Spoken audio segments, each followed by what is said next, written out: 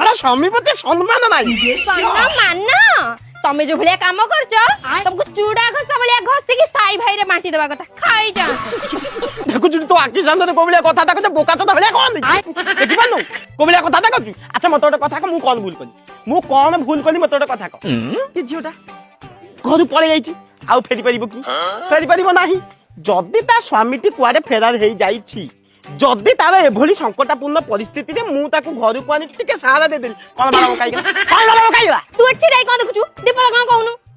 ନା ନିପ୍ଟା ହବ। ଆରେ ରାଗି କଣ ଦୀପକ କହୁନୁ? କହିଲି ପୁରା ନିପ ହବ ନା ନାଇଁ? ସେ ଛୁଆ କଡା ଖୋଲି। ହେ ଭଗବାନ, ଏଠି ମୋ ପ୍ରତି ଅନ୍ୟାୟ ହଉଛି ବୋଲି ମୁଁ ନାଇଁ ମାଗୁଛି, ଆଉ ଏ ଟଙ୍କା ତାକୁ ନି ମାଗୁଛି। ଆଲୋ ମଉନା ମୁହିଁ, ତୁ ଏଠି ଛିଡା ହେଇ ଦେଖୁଛୁ କଣ? ଯାଉନୁ ଏଠୁ। ଦେଖ ନାନୀ, ତମେ ମତେ ଗାଳି ଦେଲ, ମୁଁ କିଛି କହିଛି? କିଛି କହିନି। ଏବେ ପୁଣି ମତେ ମାଇଲ, କିଛି କହିଛି? କିଛି କହିନି। କାହିଁ କହିନି? କାହିଁକି ନା ମୁଁ ସେତିକି ଭଦ୍ର ଘରର ଝିଅ